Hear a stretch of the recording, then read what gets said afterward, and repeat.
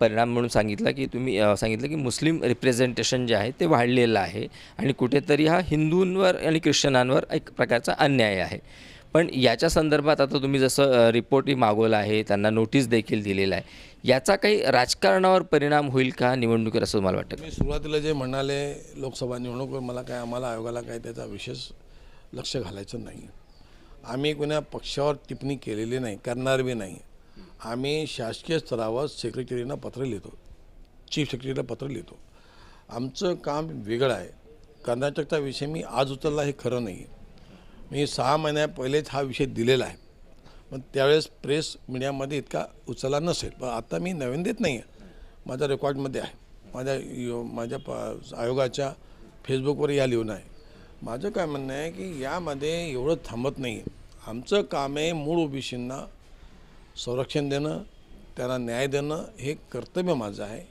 यामध्ये माझ्या आयोगाच्या चेअरची गरिमा आहे, इथं थांबत नाही आहे. यांनी ज्या प्रकारे समस्त मुस्लिम बांधवांना त्यांनी ओबीसीमध्ये घेतलेलं आहे याची कारणं ते आम्हाला उत्तर देतील, आम्ही पाहते. दिल्यावर ते रिवाईज करायला पाहिजे ना. काही काही जाती निघू शकतात बाहेर, पण तसं काही केलं असं दिसत नाही आहे. आता नोकर भरती आहे, शिक्षकांची भरती, पोलिसांची भरती आहे. यामध्ये असं झालं असेल आणि यामुळं आम्ही तो पण अहवाल मागितला, तो दिला नाही. आम्ही UGचा म्हणजे MBBSच्या विद्यार्थ्यांचा अहवाल त्यांनी अजून दिलेला नाही की ती भरती झाली. त्यामध्ये अशी धांदली झाली नाही असं होऊ शकत नाही. एक प्रकारे सरकारच्या चुकीच्या नियोजनातून किंवा ही अनियमितता झाली असेल तरी ते दुरुस्त करता येते. काल झालं, आज झालं, उद्या नको व्हायला पाहिजे. आयोग निगराणी ठेवणार. आम्ही त्या ठिकाणी बसून त्या चेअरवर बसून प्रत्येक राज्यात, जसं की बंगालमध्ये घटना घडली होती. बंगालमध्ये मी गेलो ज्या फरवरी महिन्यामध्ये 23मध्ये, त्या ठिकाणी मी जेव्हा बघितलं मी आश्चर्यचकित झालो की 179 जाती तिथं ओबीसीमध्ये असताना त्यामध्ये 118 जाती मुस्लिम बांधवांच्या होत्या आणि 61 जाती हिंदू बांधवांच्या होत्या. मी त्यांना ताबडतोब विचारलं की मी भारताच्या पश्चिम बंगालमध्ये बसलो आहे की बांगलादेशमध्ये बसलो आहे. मी सहज विचारलं. मी आता बोलायला मला हिंमत आहे. मी प्रोसिडिंग करायला लावलं का की इतकी कमी हिंदूंची जाती का, इतक्या अधिक जाती मुस्लिम बांधवांच्या का, हा प्रश्न आलाच मला. मग तिथं संख्या मी विचारली तर संख्या 70% जास्त हिंदू आहेत, 27% जवळपास मुस्लिम बांधव आहेत. हे जे आहे ना, हे कुठं ना कुठं आम्हाला न पटणारं होतं. आम्ही त्यावर गेलो, आम्ही त्यांना विचारणा केली. मग त्यांनी आम्हाला एक 83 जाती पाठवल्या की ओबीसीमध्ये घ्या म्हणून. 83 पैकी 73 जाती परत अल्पसंख्याक मुस्लिमांच्या पाठवल्या. आम्ही थांबवल्या. आम्ही म्हटलं की या ज्या जाती तुम्ही पाठवल्या सेंट्रल ओबीसीमध्ये घेण्याकरता आम्हाला रिपोर्ट द्या. कोणत्या आधार तुम्ही या जाती पाठवता रिपोर्ट द्या आणि जाती अस्तित्वात आहे की तेही पाहावं लागेल ना मला. आणि हे सगळं आम्ही पाहतो.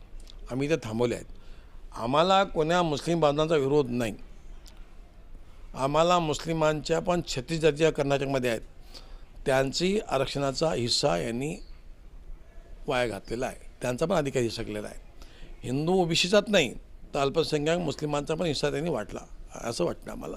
मूळ ओबीसींवर अन्याय होणार नाही असा प्रयत्न मी करणार, आमचा आयोग करणार आहे.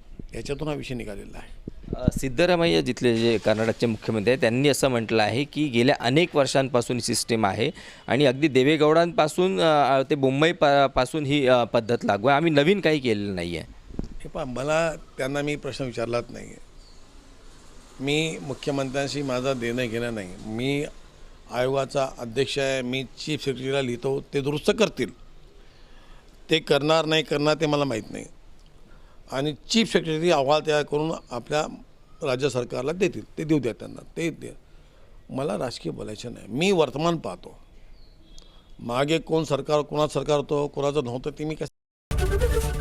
ABP माझा, उघडा डोळे बघा नीट.